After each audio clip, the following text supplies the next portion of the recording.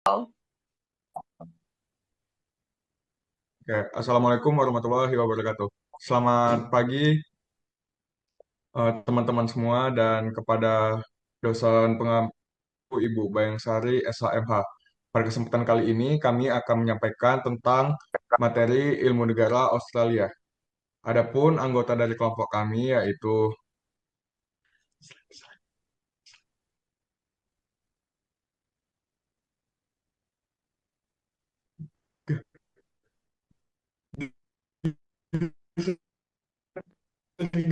Ya Sari Widias, Maulana Kafis Satria Angga, Ahmad Al-Fazikri, Nadia Rahma Tiuste, Ananda Putri Agustina, dan Sophia Kalista.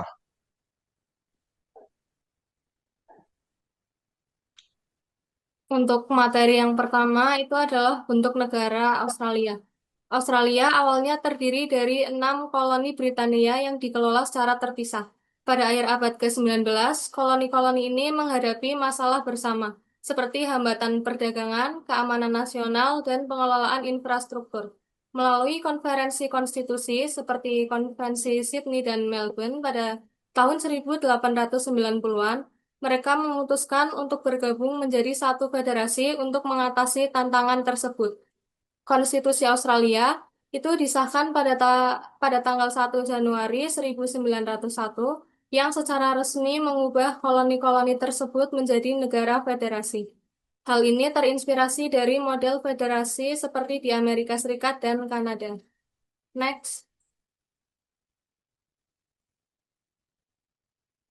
Australia itu disebut sebagai negara federasi karena sistem pemerintahannya didasarkan pada pembagian kekuasaan antara pemerintah pusat dan pemerintah negara bagian. Untuk negara bagiannya itu terdiri dari New South Wales, Victoria, Queensland, South Australia, Western Australia, dan Tasmania. Di bawah konstitusi, pemerintah federal atau pemerintah pusat itu bertanggung jawab atas pertahanan kebijakan luar negeri, imigrasi, bea cukai, dan kantor pos.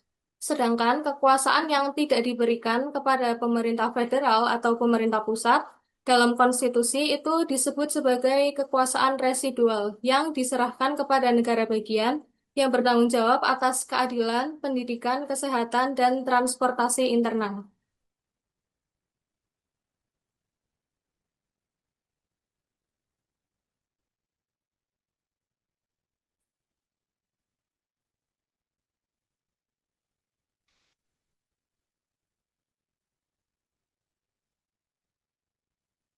Selanjutnya siapa? Untuk pemerintahan Australia yaitu monarki konstitusional atau kerajaan konstitusional. Monarki konstitusional adalah bentuk pemerintahan di mana negara mengakui raja atau ratu sebagai kepala negara, sedangkan sistem pemerintahannya dipimpin oleh Perdana Menteri. Negara Australia adalah negara monarki atau kerajaan yang dipimpin oleh Raja Charles III atau Raja Inggris sebagai kepala negara yang melakukan urusan di luar pemerintahan atau sebagai simbol saja. Pada saat ini, Raja Charles III ini diwakili oleh gubernur jenderal. Lalu, kepala pemerintahan dipimpin oleh Perdana Menteri Anthony Albanese. Akan tetapi, pemerintahan masih dibatasi oleh konstitusi atau undang-undang. Ciri khas monarki konstitusional Australia yaitu demokratis, konstitusionalis, simbolik, dan berbasis tradisi Inggris, yang artinya rakyat memilih anggota parlemen melalui pemilu, lalu semua kekuasaan dibatasi oleh konstitusi. Sedangkan raja dan ratu seperti yang saya sebutkan itu hanyalah sebagai simbol kepala negara. Australia juga mengadopsi banyak elemen dari sistem Inggris. Next. Selanjutnya, sistem pemerintahan di negara Australia itu dengan sistem parlementer. Australia menganut sistem pemerintahan parlementer yang diatur dalam Konstitusi Australia. Dalam sistem ini, eksekutif bertanggung jawab kepada parlemen, bukan langsung kepada rakyat seperti dalam sistem presidensial. Kekuasaan pemerintah dijalankan oleh Perdana Menteri dan kabinet yang harus memperoleh kepercayaan. dari House of Representative agar dapat memerintah. Jadi Perdana Menteri sebagai notabene badan eksekutif hanya bisa menjadi serta tetap menjadi sebuah kepala pemerintahan selama masih memiliki dukungan dari mayoritas House of Representatives, yaitu DPR-nya Australia. Bukan dipilih langsung oleh rakyat secara terpisah. Parlemen memiliki kuasa mencopot pemerintah melalui mosi tidak percaya jikalau pemerintah yang notabene sebagai badan eksekutif itu kehilangan dukungan dari mayoritas House of Representatives ini. Next. Oke. Masih pada sistem pemerintahan, yaitu sistem pemerintahan Australia itu menggabungkan dua sistem besar dunia. Yang pertama yaitu model Westminster, yaitu berasal dari Inggris, yaitu tanggung jawab kabinet kepada parlemen. Artinya pada para menteri dan perdana menteri harus bisa mempertanggungjawabkan kebijakan mereka di depan parlemen. Kalau kehilangan kepercayaan seperti yang disebutkan tadi, pemerintah bisa jatuh atau dijatuhkan lewat mosi tidak percaya. Lalu yang kedua ada model federal yang berasal dari Amerika, yaitu pembagian kekuasaan antara pemerintah pusat dan negara bagian.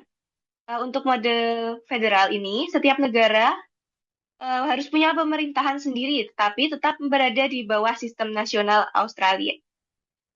Lalu gabungan ini disebut sebagai Westminster System. Sistem pemerintahan Australia ini adalah kombinasi dari tanggung jawab parlementer ala Inggris dan pembagian kekuasaan ala Amerika. Lalu ada prinsip-prinsip dasar sistem parlementer di Australia. Yang pertama yaitu responsible government, yaitu pemerintah bertanggung jawab kepada parlemen.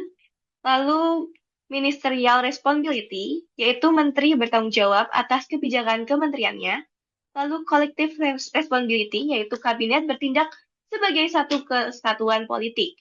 Lalu yang terakhir ada confidence of the house, yaitu pemerintah selalu memiliki dukungan mayoritas di masyarakat. Lanjut.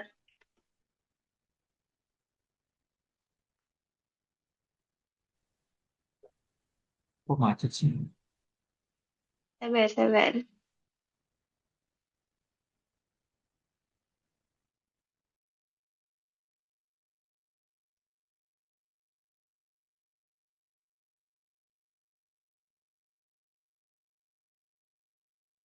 Oke, jadi di pembagian kekuasaan, Australia menganut sistem pemerintahan monarki konstitusional dan parlementer Westminster, yang membagi kekuasaan menjadi 3 cabang, yaitu ada legislatif, eksekutif, dan yudikatif. Antara ketiganya tidak sepenuhnya terpisah, karena adanya prinsip checks and balance, serta tanggung jawab eksekutif terhadap parlemen. Next.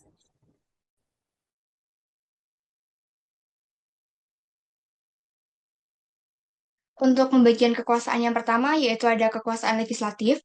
Kekuasaan legislatif ini dijalankan oleh Parlemen Australia atau Commonwealth Parliament yang bersifat bicameral, terdiri dari Senat atau Majelis Tinggi dan House of Representative atau Majelis Rendah, serta Gubernur Jenderal sebagai perwakilan ratu. Kekuasaan legis ini bentar guys, ulang guys.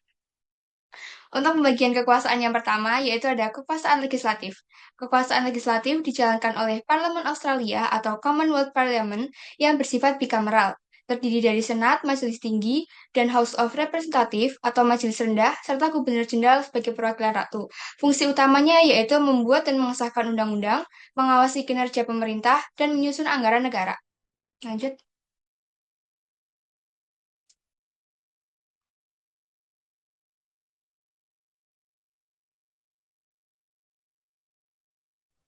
Oke, kalau menurut eksekutif, menurut konstitusi, kekuasaan eksekutif berada pada tangan Ratu Inggris, namun tetap dijalankan oleh Gubernur Jenderal atas nasihat Perdana Menteri dan Kabinet.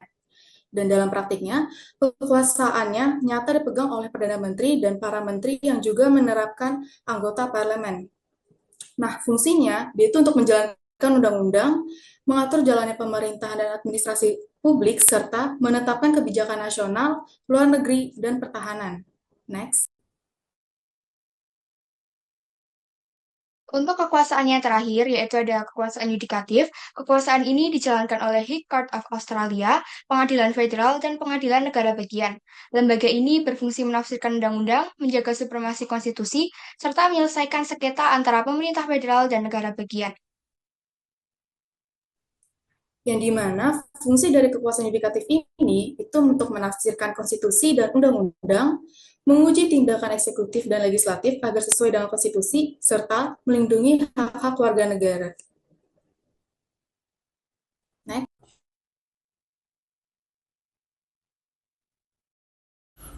Selanjutnya adalah sistem pemilihan. Struktur sistem pemilihan Australia, pemilihan federal atau election for parliament dilakukan setiap 3 tahun untuk House of Representatives atau rumah rendah.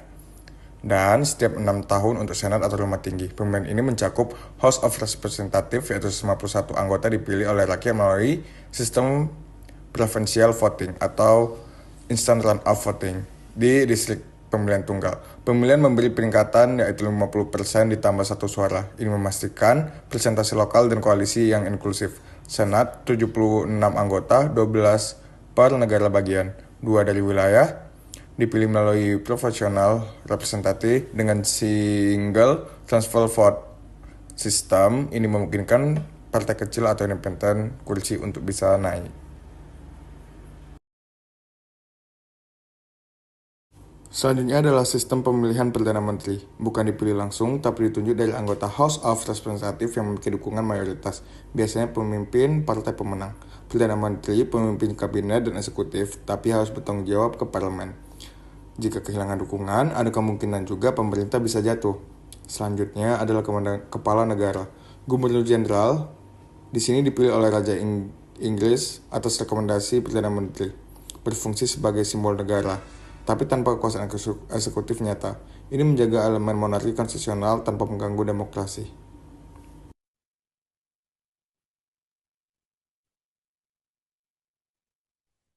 Jadi kesimpulannya bahwa Australia adalah negara federasi dengan sistem pemerintahan monarki konstitusional dan parlementer. Negara ini terdiri dari 6 negara bagian yang bersatu pada tahun 1901 dengan bentuk pemerintahan monarki konstitusional.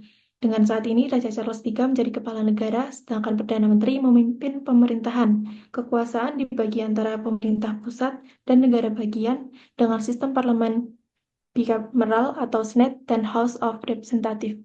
Angga boleh next.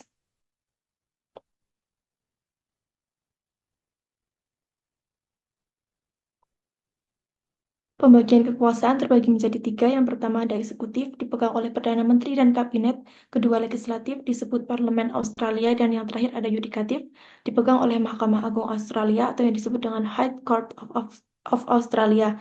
Pemilu dilakukan secara demokratis dan sistemnya menekankan pemisahan kekuasaan serta tanggung jawab eksekutif terhadap parlemen. Selain politik, Australia juga dikenal dengan keanekaragamannya seperti kanguru dan juga koala.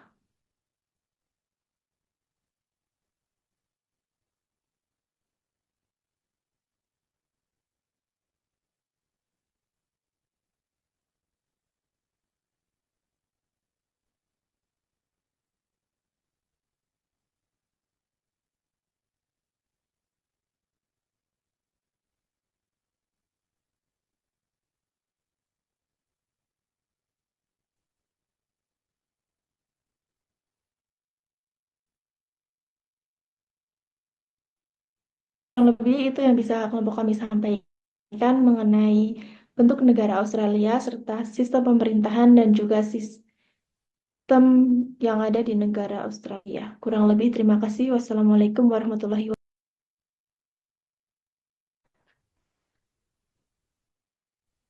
Ini langsung dimatiin kan, berhenti rekam.